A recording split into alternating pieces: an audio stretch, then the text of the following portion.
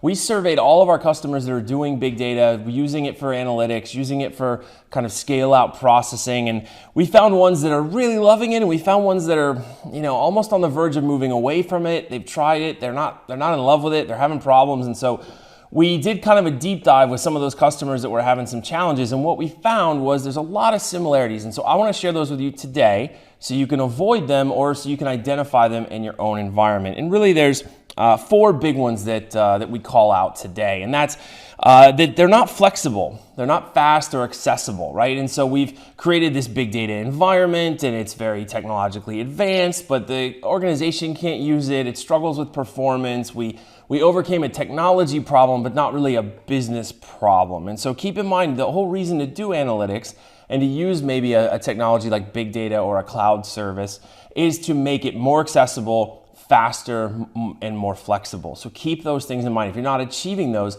step back, take a look at how you're approaching it and maybe how you're aligned with those goals. Second, it's not meeting the business needs. So maybe we're not analyzing enough data. Maybe the business can't get to that data with something like Power BI. So the cluster's processing, jobs are running, we're scoring data, we're making predictions, but the business isn't connected to that data. And so being able to connect the business to that data is incredibly important. And so make sure that that's happening. Make sure your business feels like they're a part of the process. When the business is part of the process, make sure the audience is appropriate. The third area we found was that the audience was too narrow, maybe a very, very small team. That's great for a pilot to prove that the technology works. But if you say, hey, we use big data analytics to run our business, and you're only using it to help a couple of people in kind of a niche department, maybe manufacturing analytics or something like that, that's great and that's a good start, but keep building on that because the rest of the company is going to feel like they're not getting the same level of buy-in, and that's super important. We have to make sure that we continue to grow the audience for that type of data, that type of analysis.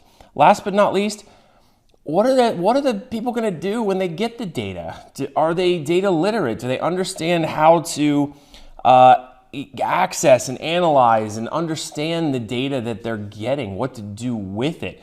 There's got to be a little bit of upfront investment to get them connected with something like either Power BI or Azure Blob Storage or Data Lake, where they know how to connect and access that data. They don't have to write a lot of code. They don't have to be developers. They get to do their job as analysts or managers or line workers, what have you.